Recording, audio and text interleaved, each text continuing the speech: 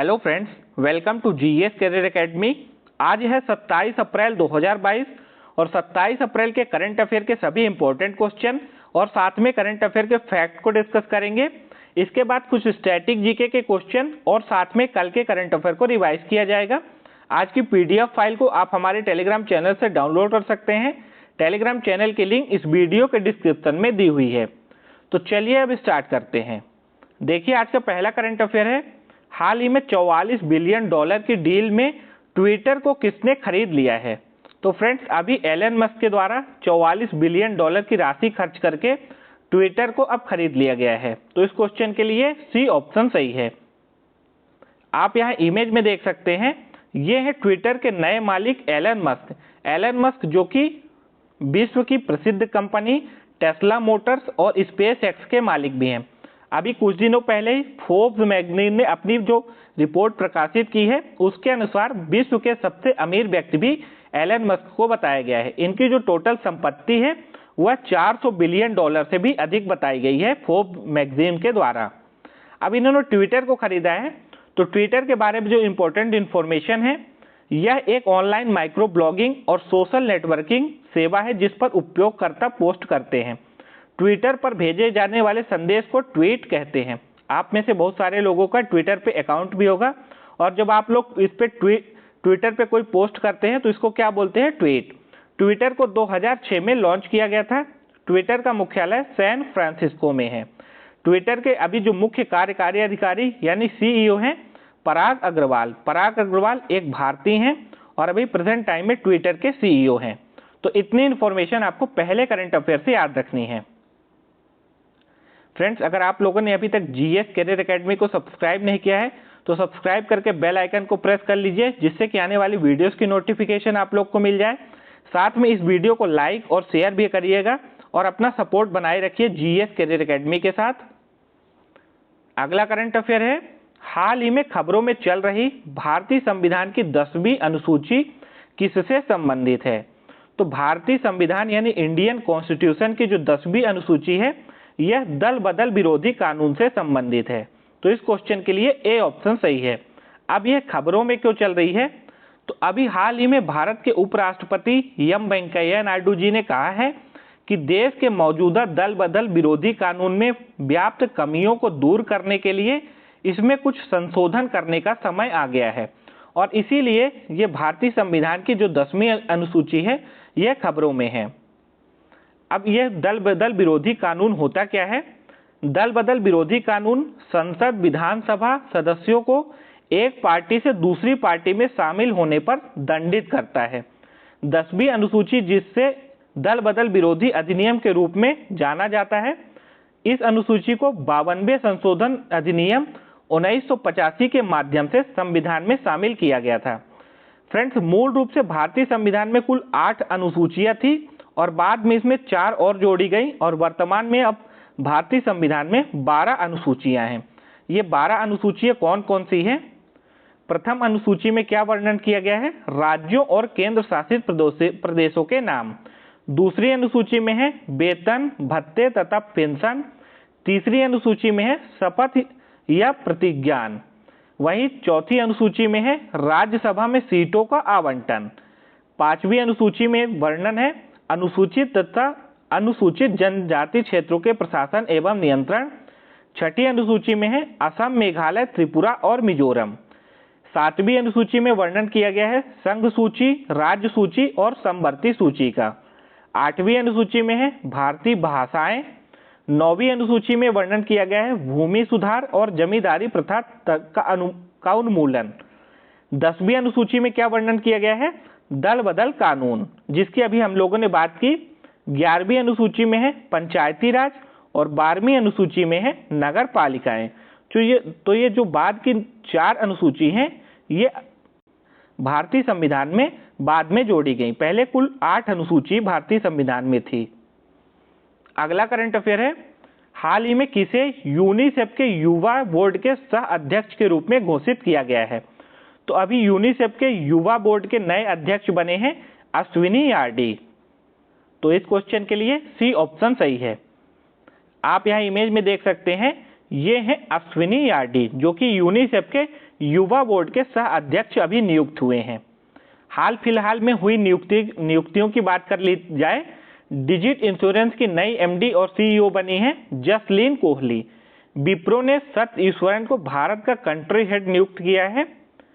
भारत पे ने स्मृति हांडा को अपना मानव संसाधन अधिकारी के रूप में नियुक्त किया है।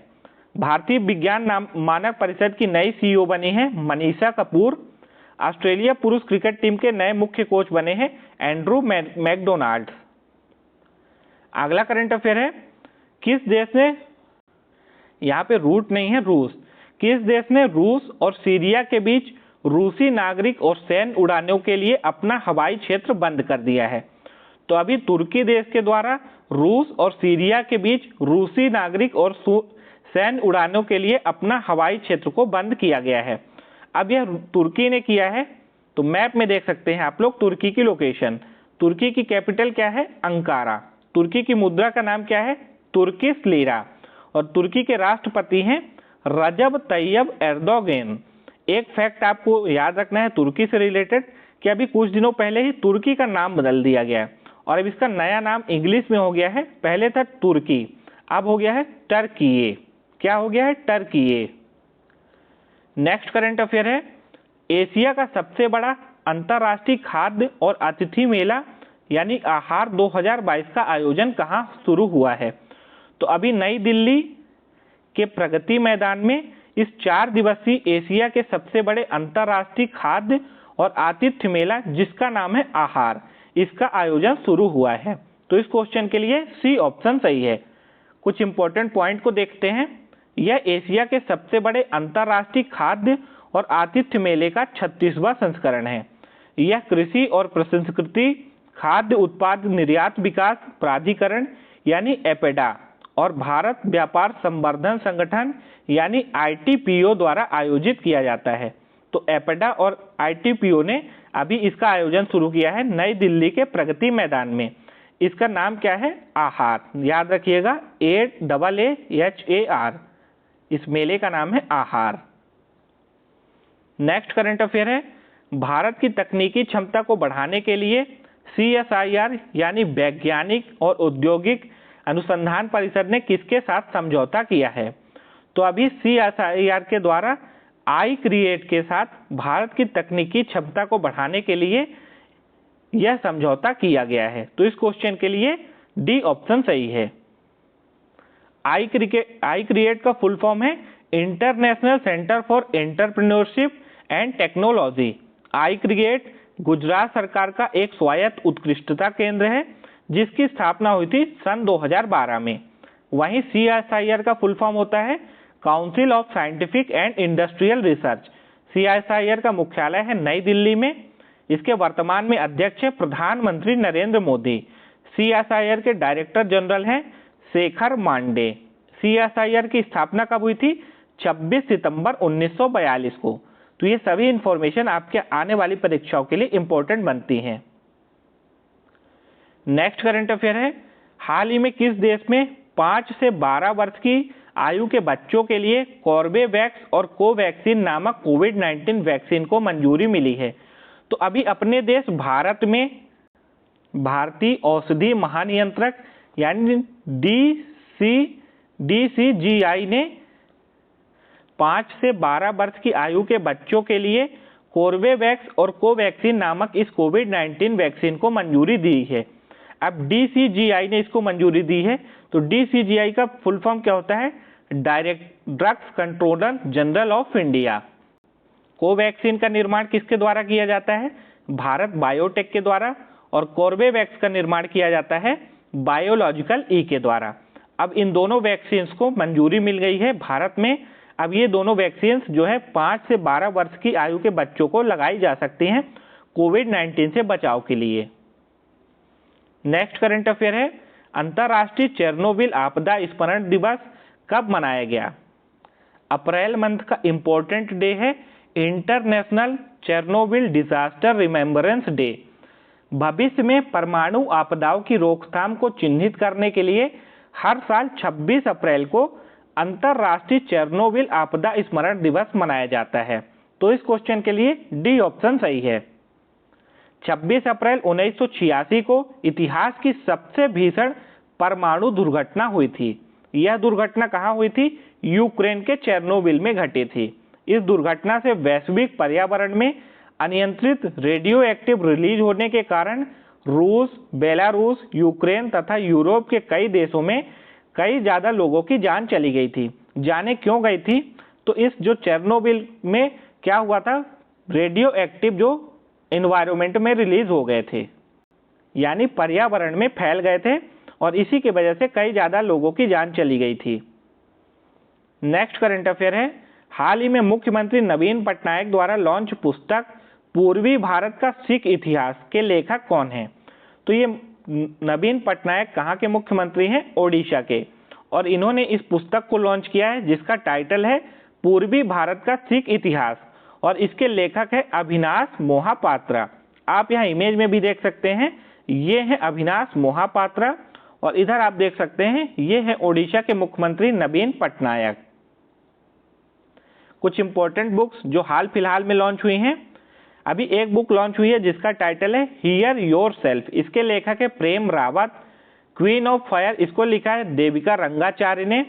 डिकोडिंग इंडियन बाबूडोम इसको लिखा है अश्विनी श्रीवास्तव ने। बरगंडी विंटर्स इन यूरोप इसके लेखक है Pranay Patil. The tigers of dress इसको लिखा है मीना यन ने। Crunch time Narendra Modi security का क्राइसिस इस बुक के लेखक है श्री राम चोलिया। नेक्स्ट करंट अफेयर है, हाल ही में किस राज्य में रक्षा मंत्री राजनाथ सिंह ने 1971 के युद्ध के दिग्गजों को सम्मानित किया है? तो फ्रेंड्स 1971 का युद्ध किसके बीच हुआ था? भारत और पाकिस्तान के बीच।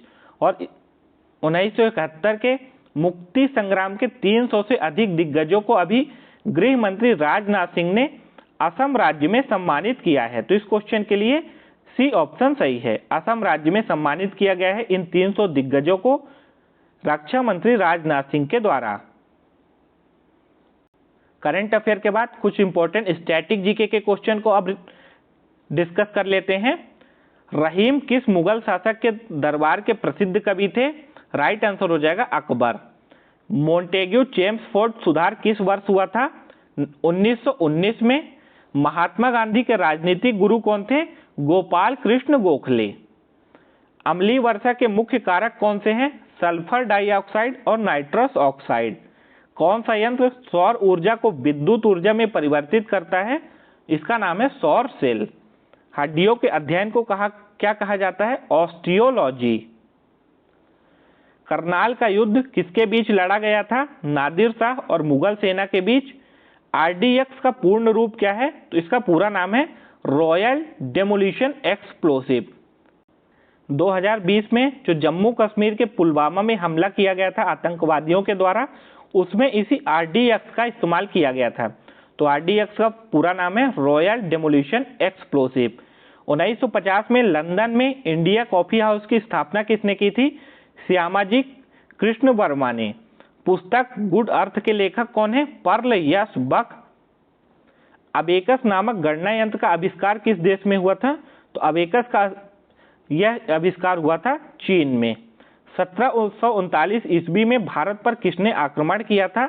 नादिर शाह के द्वारा यह आक्रमण किया गया था 1739 ईस्वी में। 1946 में प्रथम इलेक्ट्रॉनिक कंप्यूटर का आविष्कार किसने किया था? जेपी इकार्ट ने। भारतीय संविधान के किस भाग में निर्वाचन संबंधी उल्लेख किया गया है? भाग 15 में। प्रथम लिखित संविधान वाला देश कौन सा है? तो पहला लिखित संविधान है अमेरिका का। ये सभी स्टैटिक जीके के क्वेश्चन आपके आने वाली प्रतियोगी परीक्षाओं के लिए काफी ज्यादा इंपॉर्टेंट है।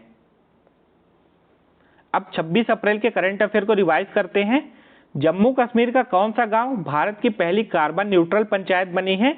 जम्मू कश्मीर की पल्ली ग्राम पंचायत अब पहली कार्बन न्यूट्रल पंचायत बन गई है पूरे भारत में।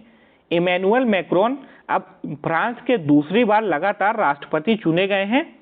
बच्चों में निमोनिया की शीघ्र पहचान और निदान को सुनिश्चित करने के लिए कर्नाटक राज्य ने अभी राज्य में सांस अभियान को शुरू किया है। सिप्री की एक रिपोर्ट के अनुसार अभी अमेरिका के द्वारा सबसे ज्यादा अपनी देश के ऊपर सेनाओं पर खर्च किया जाता है? यूजीसी और एआईसीटीई ने किस देश के डिग्रियों को मान्यता देने से इनकार कर दिया है? तो जो अब पाकिस्तान से लोग पढ़ लिख के आते हैं, जो बच्चे पाकिस्तान की डिग्री लेके आएंगे, उनको भारत में किसी भी प्रकार की मान्यता नहीं मिलेगी। महिला T20 चैलेंज 2022 का आयोजन कहाँ किया जाएगा? एकाना स्टेडियम लखनऊ में। प्रधानमंत्री मोदी द्वारा लॉन्च देश के पहले पशुपालन को समर्पित सामुदायिक रेडियो स्टेशन का क्या नाम है? तो इस पशुपालन को समर्पित रेडियो स्टेशन का नाम है दूधवाणी। इंडिया आउट नामक भारत विरोधी अभियान किस देश में चलाया गया? तो यह अभियान मालदीव में चलाया गया है।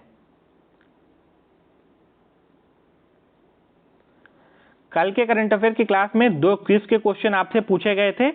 पहला क्वेश्चन था आपके लिए, भारत के निम्नलिखित गवर्नर जनरलों में से किसने भारत में पहली रेलवे लाइन की शुरुआत की थी? तो भारत में जो पहली रेलवे लाइन चलाई गई थी, उस टाइम जो गवर्नर जनरल थे लॉर्ड डलहौजी। दूसरा था आपके लिए क्वेश्चन, निम्नलिखित में से कौन सा जलमार्ग भारत को श्रीलंका से अलग करता है? तो इस जलमार्ग का नाम है पाक स्ट्रेट, यानी पाक जल डमरू मध्य इसको बोलते हैं। इंग्लिश में पाक स्ट्रेट, हिंदी में पाक जल डमरू मध्य। ये किसको अलग करता है? भारत को श्रीलंका से अलग करता है।